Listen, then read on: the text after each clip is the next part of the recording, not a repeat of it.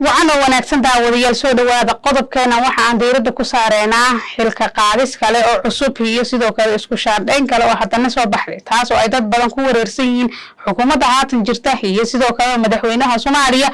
sida ay wasaaradaha iyo xukuumaddan qaabka isku bedelayso muddo bil ka yar isbuucyo ka yar taas oo ay dad badan la yaabayeen waan ku wadaagi doonaa cidda mar kale la bedeli doono iyo sidoo kale hadalhaynta ugu ballaaran halka ay ka jirto xogo hoose ayaa soo baxay oo aan wali la shaacinin halka dheer kaga boon doontaa ugu horeyn janaalka subscribe si dhaqanka ahayd sidoo kalena muuqaalka like saarsi muuqaalada xigo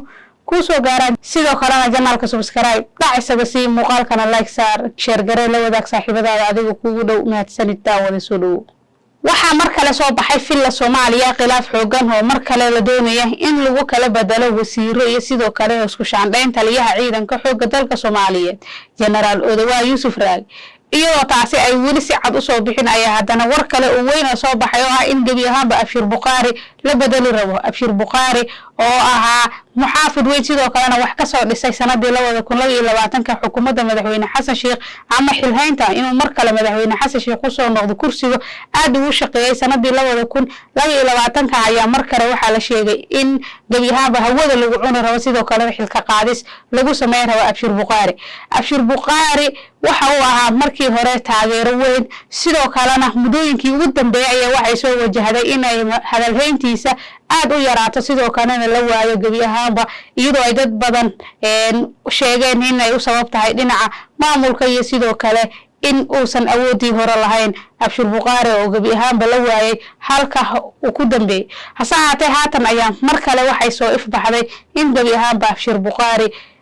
hawada lagu cunay rabo sidoo kale xilka qaadis ballaaran oo dhici doonto madaxweyne Xasan Sheekh mar kale uu doonayo in uu isku shaandhayn ku sameeyo ayaa mar kale waxa la doonayaa in Abshir Buqaari dadka ugu horeeya ee ka bixi doona xukuumadda ama sidoo kale xilka qaadis ballaaran lagu sameyn doono uu ku jiro Abshir Buqaari hore u soo noqday senator sidoo kalena soo noqday madaxweyne Xasan Sheekh dadkii ka soo dhistay markii hore kamid ahaa in madaxweyne Xasan juhdi iyo dadaal badan geliyay inuu mar kale ku soo noqdo xukunka sanadii 2022 ayaa mar kale wajahaya culays ku aadan xilka qaadis iyo sidoo kale Abshir Buqaari oo dad badan dhagahooda waayeen halka uu ku dhibcay ayaa mar kale waxa ay soo baxday in Abshir Buqaari xubno kale laga qaadi doono xilka taas oo madaxweyne Xasan Sheekh la doonaya in ay ku noqoto culays kale in golaha wasiirada iyo sidoo kale guud ahaanba xukuumaddan ay noqotay goob la bedelo muddo 2 bil gudahood ama isbuucyo ay ka soo wareegatay dhawaan ay ahayd markii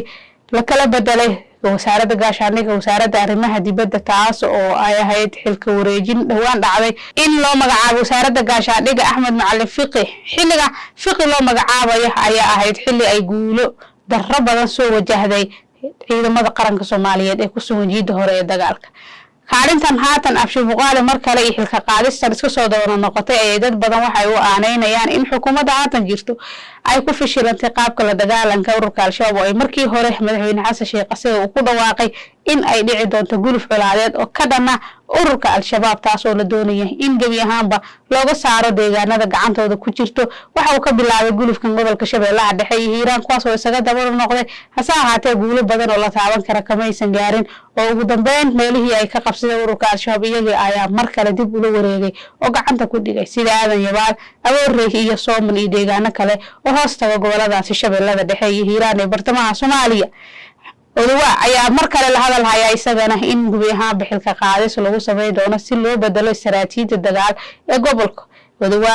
oo dagaal badan ku bixiyay in mar kale ay ciidamada dawladda gaaraan jiidda hore ee dagaalka ayaa mar kale waxay soo wajahday kadib guuldaradii Aadan Yabaal iyo sidoo kale wargaad in ay muro badan dhaliso xilhayntiisa iyo in xilka laga qaado si loo helo isbedel iyo in ururka Al-Shabaab ay istiraatiijiyad dagaaleed oo dhab ah ay helaan taas oo ay dad badan ku eedeeyaan ciidanka oo goobaha ka soo baxo ayaa hadana mar kale waxa ay dad badan u sababeeyaan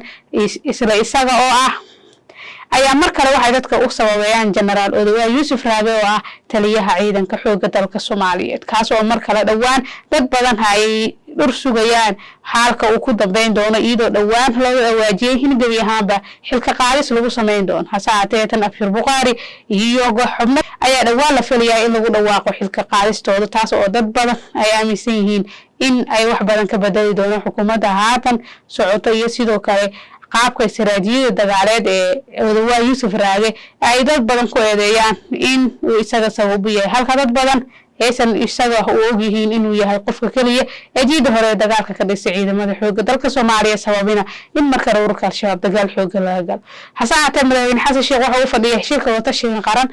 muddo ayuu soconaya maamul goboleedyada ayaa la jooga saacate waxa la filayaa in ay soo baxdo wararka hoose ee haatan ay la wadaagay sheegaya in xilka qaadis balaaran ay dhici doonto ugu horreeyna dadkaasi la magacaabay ee xogaha hoose ay sheegayaan uu ka mid yahay Abshir Buqaari waan kula wadaagi doonaa xogii ka soo kordho iyo wararkii ugu dambeeyay dagaalada gulufka colaadeed ee gobolada Shabeellada Dhexe iyo Shabeellada Hoose iyo Hiiraan intaba ay jiida hore ee dagaalka isku wajahaya dowladda federaalka Soomaaliya iyo ururka Al-Shabaab wixii ka soo kordha halkan hay'ad ka daawo doontaan channelka subscribe saar muuqaalkana like saar share gare gaarsii saaxiibadaada mahadsanid daawada